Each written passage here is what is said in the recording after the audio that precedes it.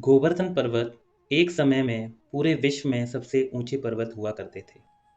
लेकिन उन्हें ऋषि पुलस्त्य जी से श्राप मिला था कि वे हर दिन एक तिल के बराबर घट जाया करेंगे।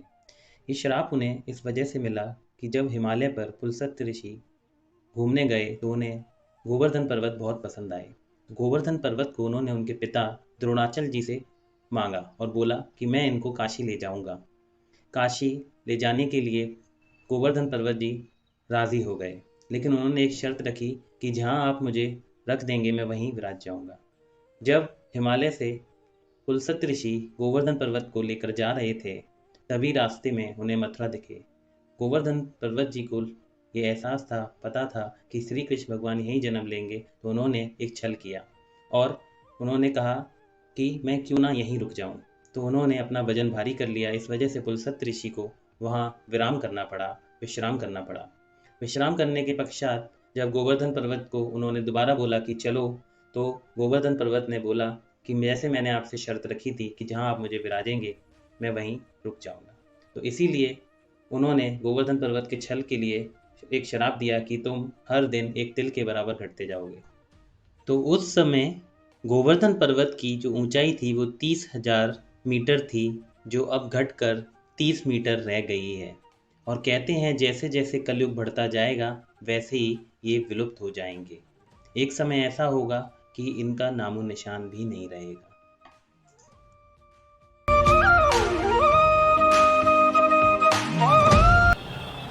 Hello friends, welcome back to our channel travel clinic India. आप सभी का स्वागत है हमारे चैनल ट्रैवल क्लिनिक इंडिया में। आज मैं कृष्ण की नगरी मथुरा आया हुआ हूँ। मथुरा में अभी हम गोवर्धन परिक्रमा मार्ग पर खड़े हुए हैं। जैसा कि आप मेरे ये पीछे देख रहे हैं, ये गिरिराज जी मंदिर है। इसको यहाँ दान घाटी मंदिर भी कहते हैं। यही वो मंदिर है जहाँ से सबसे पहले भगवान गिरिराज जी के दर्शन किए जाते हैं और परिक्रमा को शुरू किया जाता है। तो अब हम सबसे पहले यहाँ पर परिक्रमा देने से पहले यहाँ पर दर्शन करेंगे, दूध चढ़ाएंगे गिरिराज जी भगवान पर। उसके बाद इसके सीधे आपको परिक्रमा मार्ग में ले चलेंगे और बताएंगे कि परिक्रमा किस किस तरीके से और कैसे कैसे आप लगा सकते हैं। तो आप बने रहिए, पूरी वीडियो देखिए अंत तक। पूरी गोवर्धन परिक्रमा के बारे में हर एक जानकारी देंगे। Welcome to travel clinic India. और यदि आप चैनल पर नए हैं तो चैनल को सब्सक्राइब जरूर करें और साथ ही साथ बेल आइकन को भी प्रेस जरूर करें, जिससे आपको लेटेस्ट नोटिफिकेशन आसानी से मिल जाएं।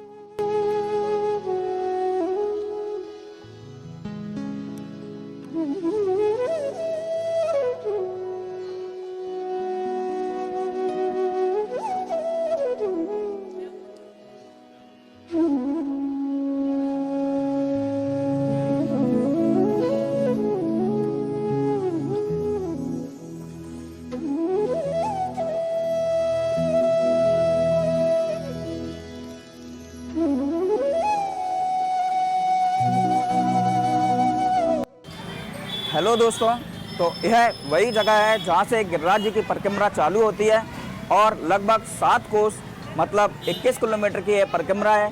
और यही वो रास्ता है जहाँ से हम परिक्रमा के लिए जाएंगे। तो देख सकते हैं आप मेरे पीछे पीछे साथ साथ चलेंगे, तो यह रास्ता है जहाँ से हम गिरिराज जी की परिक्रमा के लिए चलेंगे। तो चलिए आइए चलते हैं परिक्रमा करने के लिए।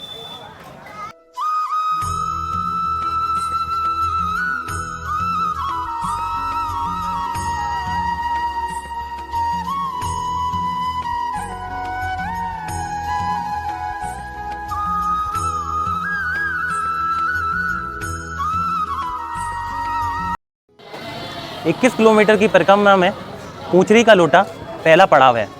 यहाँ के दर्शन के बिना परिक्रमा अधूरी मानी जाती है। पूंचरी का लोटा, यहाँ पर कृष्ण भगवान जी के सखा मधुमंगल जी का मंदिर है और इस मधुमंगल जी के मंदिर के दर्शन को अब हम करने चलते हैं।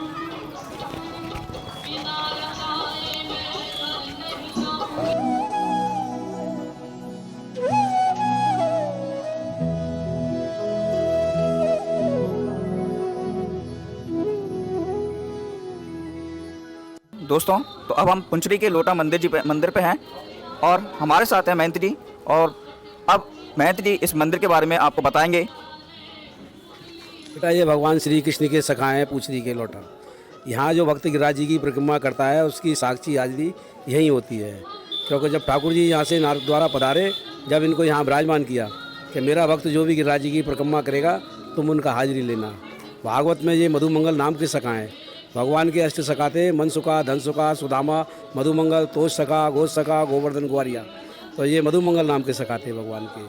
जब भगवान चले गए तो भगवान के पीछे गोपियों ने ठाकुर जी को बहुत ढूंढा और ठाकुर जी नहीं मिले, तो उनमें से एक गोपी को मालूम था कि उनका एक मित्र बैठा है गिरिराज जी परिक्रमा में जो भक्तों की हाजिरी ले रहा है, चलो उनसे चल के पूछते हैं। तो गोपियाँ यहाँ आती हैं तो गोपियाँ पूछती हैं, एक गोपी कह रही है तू पूछ रही और दूसरी कह रही है तू पूछ रही। तो पूछने से तो नाम पड़ा पूछ रही। अब जब गोपियाँ पूछ करके लौट गई तो नाम पड़ा इनका पूछ रही के लौटा, पूछो और लौटो, इस प्रकार से इनका पूछ रही लौटा नाम पड़ा। वैसे ये भगवान के सखा मधुमंगल हैं, जो गिरिराज जी के चरण हैं वो यही हैं बेटा। जिस प्रकार से आप दूध चढ़ाते हो गिरिराज जी का मुखारबिंद पर, तो गिरिराज जी के चरणानबिंद यहीं पूछ रही के लौटा पर है, ये चरणों में विराजमान है। यही सतयुग में शंकर थे, यही त्रेता में हनुमान थे और द्वापर में भगवान के मित्र रहे, सखा रहे मधुमंगल, जो भक्तों की हाजिरी लेते हैं। ठाकुर जी इनको दर्शन देते हैं और ये बताते हैं ये भक्त गिरिराज जी परिक्रमा करने आए और ये भाव लेकर के आए। बोलिए पूछरी के लौटा की जय। तो गिरिराज जी की परिक्रमा आप दो तरीके से लगा सकते हैं।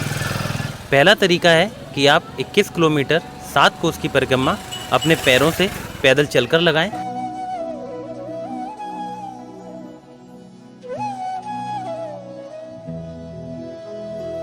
और दूसरा तरीका जो है, आप एक यहाँ पर ई रिक्शा कर सकते हैं और इस ई रिक्शा की मदद से आप परिक्रमा लगा सकते हैं।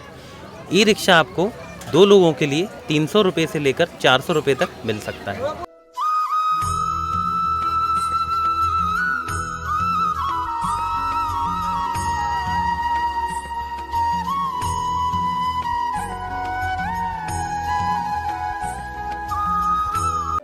गोवर्धन परिक्रमा के दूसरे पड़ाव में श्री मुखारबिंद जी का मंदिर आता है। ये मंदिर में श्रृंगार के समय फ़ोटो या वीडियोग्राफी करना मना है, इस वजह से मैं मंदिर के बाहर से वीडियो बना रहा हूँ। इस मंदिर की विशेषता ये बताई जाती है कि श्री कृष्ण भगवान ने यहीं पर ही गिरिराज जी पर्वत को उठाया था और यहाँ के सभी लोगों को इंद्रदेव के गुस्से से बचाया था।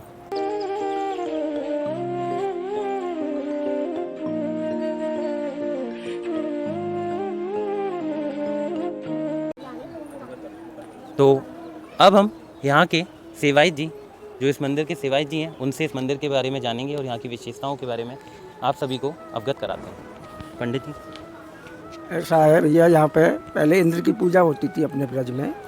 तो भगवान का जन्म हो गया है, 5 वर्ष के बालक थे, तो घरों में पकवान बन रहे थे इंद्र की पूजा के लिए।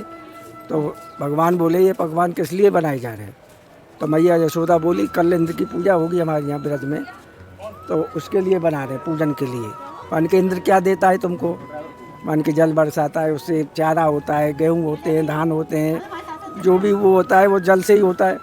नहीं, भगवान बोले मेरी पूजा, मैं कहूँ उसकी पूजा करो, वो साक्षात तुमको दर्शन देंगे। कभी भी इंद्र आके आपसे मिला है? मान के नहीं मिला है। मान के मेरे भगवान से तुम पूजा करो, वो भगवान स्वयं मिलेंगे और प्रसाद लेंगे, सब काम करेंगे। तो ऐसा है, बाल हट, त्रिया हट और राज हट, 3 हट बुरी होती हैं। तो बालक हट कर गया तो फिर मैया को मानना पड़ा। मान के चल भैया ते देवता की पूजा करेंगे। यहाँ के भगवान ने सब ग्वाल वालों को बुला लिया है और जो भी जैसे बना, जिस पे कोई कछू लेके आ रहा है, कुछ लेके आ रहा है, सब यहाँ आ गए मंदिर पे। तो भगवान एक रूप से तो हमें गिरिराज जी में प्रविष्ट हो गए और एक रूप से सब ग्वाल वालों के साथ में पूजन कर रहे हैं।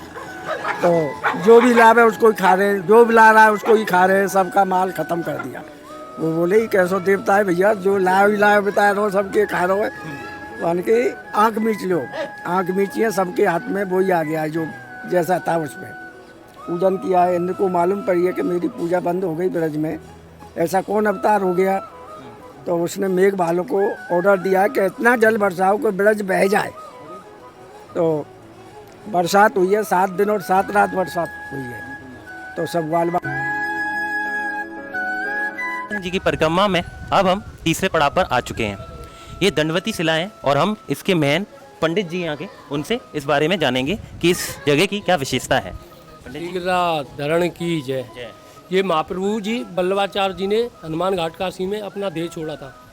जो उन्होंने देह छोड़ा था तो उनकी जो आत्मा थी वो आके इस्लाम में विलीन हो गई। विलीन होने के बाद जो अगर वैष्णव चलने फिरने में असमर्थ हो, समय का अभाव हो, वो यहाँ पे 7 परिक्रमा करता है तो उसकी 7 कोस की 1 परिक्रमा का फल मिलता है। ये महाप्रभु जी वल्लभाचार्य जी का तेजपुंज प्रवेश द्वार है। ये बोल के राधे। तो जैसा कि पंडित जी ने बताया कि अगर आप 7 परिक्रमा करेंगे इस दंडवत शिला की तो आपको 1 परिक्रमा जो 21 किलोमीटर की है उसके स्वरूप ही फल मिलेगा। जय हो श्री।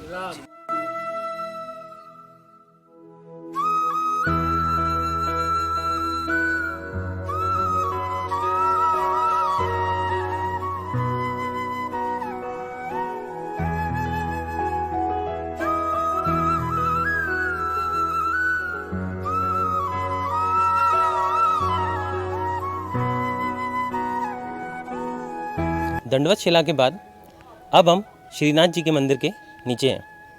जैसा कि आप मेरे पीछे देख रहे हैं, ये मंदिर की विशेषता ये बताई जाती है कि यहाँ पर हर रात में श्री कृष्ण भगवान शयन करने आते हैं और नृत्य भी करते हैं।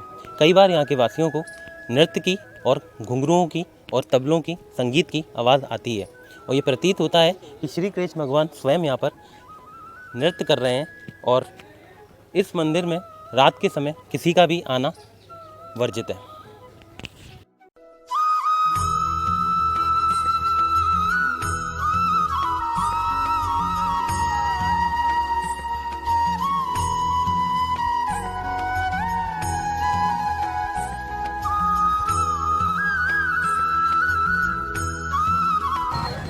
अब हम 12 किलोमीटर की परिक्रमा को पूरा कर चुके हैं, जिसे बड़ी परिक्रमा भी कहा जाता है। और अब हम 9 किलोमीटर की परिक्रमा को पूरा करेंगे, जिसे छोटी परिक्रमा भी कहा जाता है। और यही वो रास्ता है 9 किलोमीटर की परिक्रमा को पूरा करने का। यही वो मार्ग है जहाँ से हम छोटी परिक्रमा चालू करेंगे, जो लगभग 9 किलोमीटर की है। और यहाँ पर इसके अंदर आपको राधा कुंड, श्याम कुंड और मानसी गंगा जैसे प्रमुख स्थल देखने को मिलेंगे। तो चलिए चलते हैं।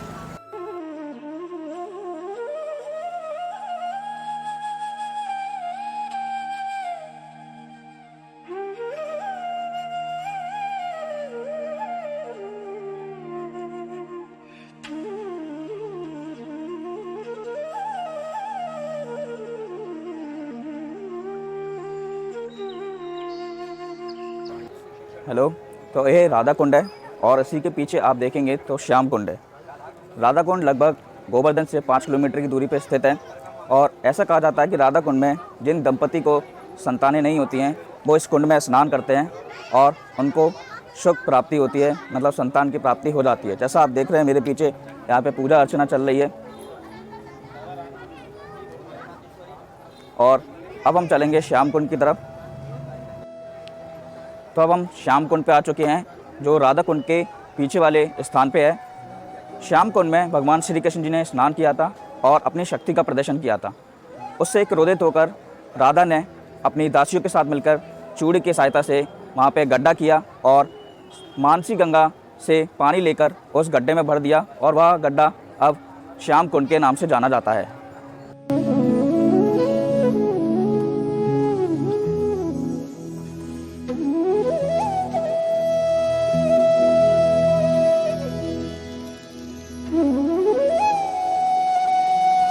तो गोवर्धन परिक्रमा में 21 किलोमीटर पूर्ण होने के अंतिम पड़ाव पर हम आ चुके हैं।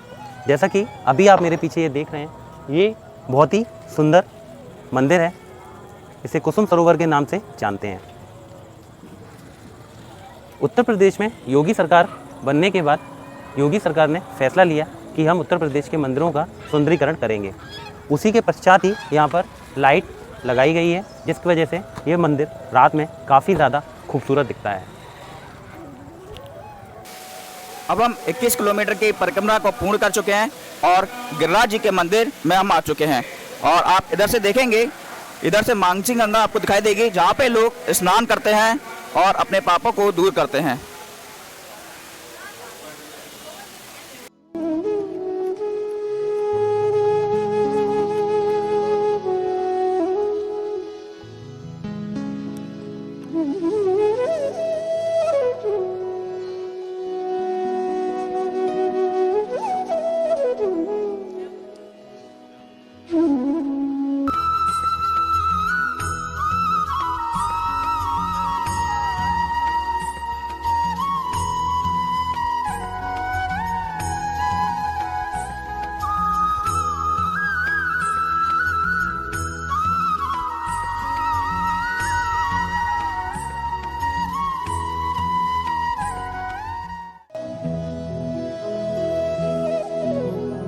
परिक्रमा पूर्ण होने के बाद अब हम गोवर्धन मुकुट मुखारबिंद मंदिर आ चुके हैं। जैसे कि आप देख रहे हैं, यही वो मेन मंदिर है जहाँ पर आकर हमारी परिक्रमा पूर्ण होती है। इनके दर्शन के बिना परिक्रमा पूर्ण नहीं हो सकती है। तो आइए जानते हैं यहाँ के पंडित जी के बारे में। पंडित जी अब हमें इस पूरे मंदिर की और इस जगह की कहानी बताएंगे। तो पंडित जी आप बताएंगे। बोलो गोवर्धन महाराज की जय, श्री राधा रानी की जय। ये सामने वाले श्री कृष्ण भगवान है, खड़े हुए नीचे वाले गोवर्धन महाराज हैं। श्री कृष्ण भगवान पुजारी बने हुए हैं और गोवर्धन का पूजन करा रहे हैं। भगवान कह रहे हैं इनका पूजन करना है। कृष्ण भगवान जगत गुरु हैं, उनके भी गुरु गोवर्धन महाराज हैं। भगवान ने अपना अवतार लिया गिरिराज पर्वत का, इंद्र का मान खत्म करने के लिए। भगवान ने 56 भोग का प्रसाद लगाया गोवर्धन महाराज के लिए, वो भगवान खा गए। ब्रजवासी बोले ये वैसा भगवान हमको नहीं चाहिए जो खाने वाला है, भगवान हमको चाहिए प्रसाद लगाने वाला। तो भगवान गोवर्धन महाराज ने वो प्रसाद दोबारा उगल दिया। तो भगवान ने चमत्कार दिखाया, इंद्र का मान घटाया। बोलिए गोवर्धन महाराज की जय। तो महाराज आपने बताया जैसे जब उन्होंने उगला तो वो प्रसाद कितना था? 1.25 लाख। 1.25 लाख प्रसाद था। 1.25 लाख मन। 1.25 लाख मन। तो जैसा कि पंडित जी ने बताया कि ब्रज के लोगों ने जब इंद्र का मान नहीं रखा और गोवर्धन पर्वत की पूजा करी तो उन्होंने 56 भोग प्रसाद लगाया। 56 भोग प्रसाद लगाने के बाद भगवान वो सारा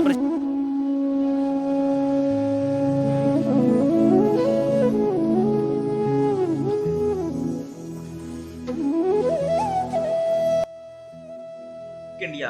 और यदि आप चैनल पर नए हैं तो चैनल को सब्सक्राइब जरूर करें और साथ ही साथ बेल आइकन को भी प्रेस जरूर करें, जिससे आपको लेटेस्ट नोटिफिकेशन आसानी से मिल जाए।